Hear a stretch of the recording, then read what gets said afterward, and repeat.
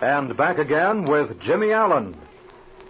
You will recall that Jimmy and Speed have been engaged by a moving picture producer to do the stunt flying in a war picture. Their squadron is located on a small field in the foothills of the Sierras. Speed Robertson has been placed in charge of all flying. Nails Ballou is located on the same field, but working for another company who also are making a flying picture. One of Speed's pilots, Harry Phelps, has been threatened by Nails Ballou, but for what reason, Speed is unable to determine. In the last episode, Ballou met Mike Mancuso, mechanic for Speed, and forced Mike to agree to his mysterious plans. But now, it's the following morning. Speed Robertson, Donald Stewart, director of the picture, and Mr. Milliken, the producer, are standing on the field. The work of filming some air scenes is about to begin. Hell, I'm sorry, Mr. Stewart, but we'll do no flying until these ships are in a safe condition. Oh, for crying out loud. That's a lot of nonsense, Robertson. We must start shooting in 5 minutes. You can shoot all you want to, but you'll take no pictures of our ships in the air until they're safe to fly. What's wrong with them? I saw you flying them yesterday. Great Scott, Robertson, this is a war picture.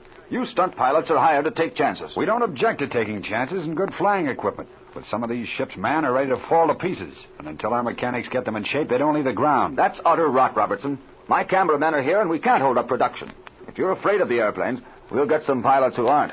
Mr. Stewart, I have a lot of respect for you as a director for 2 reasons. The first one is that it's none of my business. The second one is I know nothing about it anyway. That's rather evident. All right, that works both ways.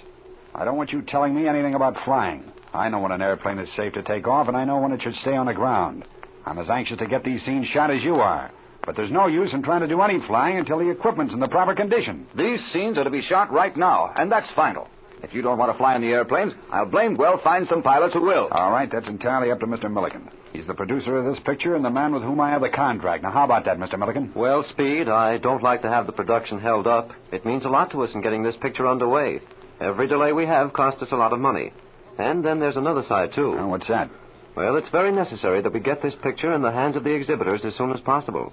If we lose time in doing that, it may affect the value of the picture considerably. Just what I was thinking, sir. Now let's get on with the shooting. Listen, if you try to use our ships when they're not airworthy, it's going to cost you a whole lot more than the slight delay we will have in getting them into condition. That's nonsense.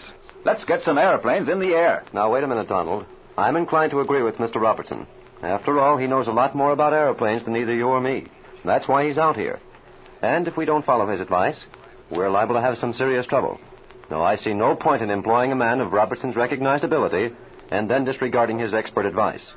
Why, that's why we have him under contract. As I said before, Mr. Milliken, we'll have the ships ready in a short time.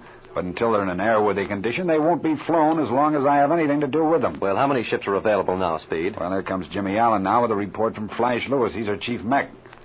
What's the dope, Jim? Well, Speed, it isn't as bad as you first thought it was.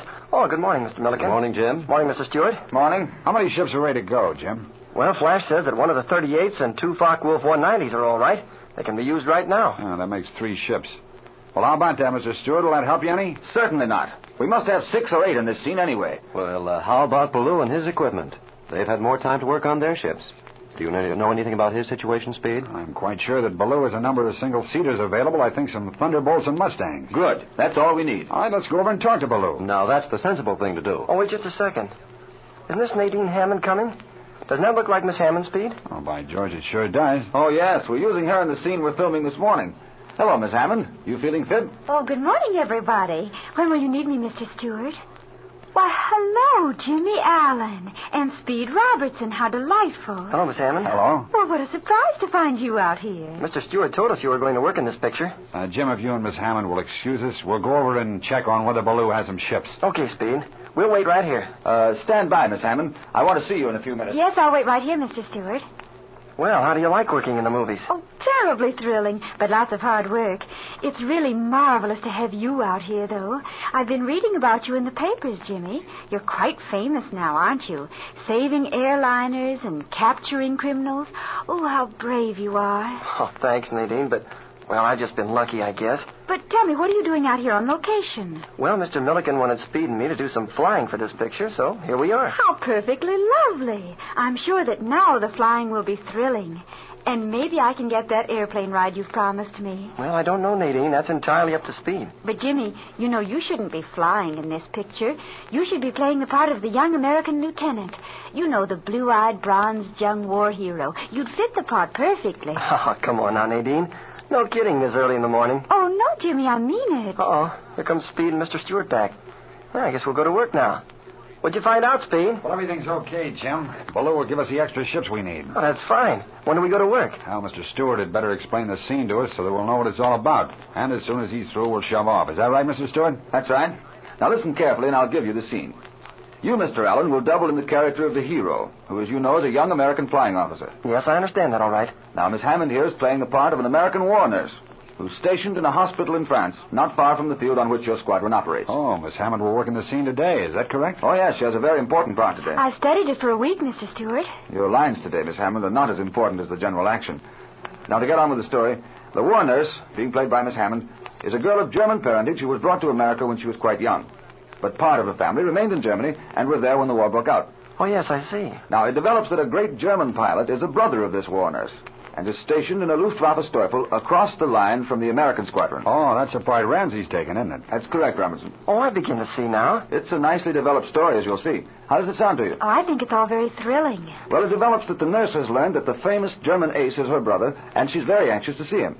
But in the meantime, the American flying officer, the part which Mr. Allen will do this morning, has fallen in love with the nurse, and she's persuaded him to fly her over the lines in order that she may meet her brother. Oh, I say, that's a real interesting story. Well, I guess it never happened in real life, but it certainly ought to make a good movie. Well, the first scene we shoot this morning will be the takeoff from the field here. The actual close-ups we'll handle in the studio. But we want a long shot simulating the takeoff as the young lieutenant and the nurse head for the German lines. Am I to do that flying, Mr. Stewart? Oh, yes, by all means. And Miss Hammond here is to fly with you. Oh, at last I'm going to get my airplane ride. I've had a long wait for it, Jimmy. Let me finish this explanation, please, and then you can visit with your old friends, Miss Hammond. Oh, I'm sorry, Mr. Stewart. I'll be quiet. We now come to the very important air action. On the trip over the lines, the young lieutenant is attacked by a flight of German ships, and a fight ensues. The lieutenant, handicapped by the nurse, who of course can offer him no help as a gunner, and outnumbered 5-1, is finally shot down behind the lines, but lands safely. The German follows him down, lands, and it's discovered that the German flight leader is the brother of the nurse. Oh, gee, that's a swell story. Now, this air action is very important. We must have a most realistic fight between the lone American plane and the 5 Germans. And, Mr. Robertson, I suggest that you explain to Mr. Allen just what you want. Okay, Mr. Stewart. Now, Jim, after you take off, I want you to fly north and west of here and climb to 19,000 feet.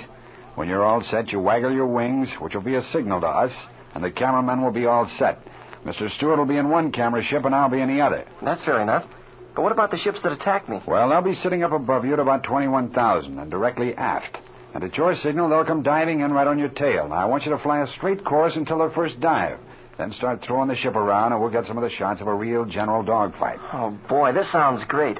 Who'll be flying the other ship, Speed? Ramsey will lead the attacking flight with Baloo in the number 2 position and 3 of his other pilots flying wing. It'll be a regular attack formation. Oh, boy, I'm all set. Let's get going. Believe me, we'll give them a battle, eh, Nadine? Oh, I'm sure of it, Jimmy. Okay, now get out to your ship and shove off. Remember now, we rendezvous at 19,000 feet at the point marked on the map. Right, let's get going. Say, I'm sure glad we took this job. Now, listen, Nadine, you'd better put your safety belt on tight because I'm going to throw that old crate around and you never know what's going to happen.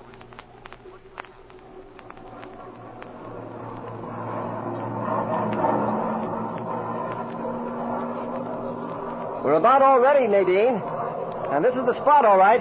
They're the 2 camera ships. Yes, I see them. But where are the other ships, Jimmy? Way up there, back of us. I can see them. Now, is your belt on tight? It's just like the mechanic fixed it. Okay, that's good. Get set now. I'm going to signal. And believe me, they'll come down on us with a mighty roar. Well, I'm ready, Jimmy. Go ahead. All right.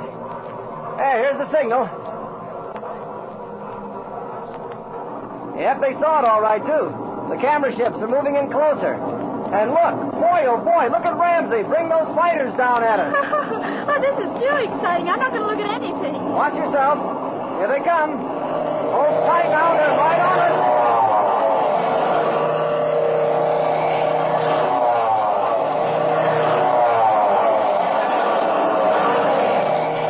Is everything all right, Jimmy? Oh, boy, what a dive that was. Now watch it, Nadine.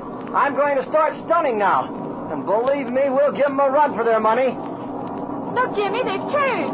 They're coming back. Well, sure they are. This is a dogfight. Look out now.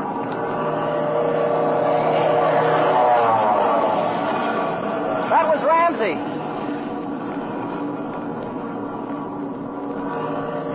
They're getting too close. Look out now. Here comes another one. Hang on and hang on tight. I'm going to do a climbing turn. Look out, Jimmy! Hey, look out there. Look at that fool. Look out, Nadine. He's going to hit us! It's Baloo. Look out. Look out. We're going to hit.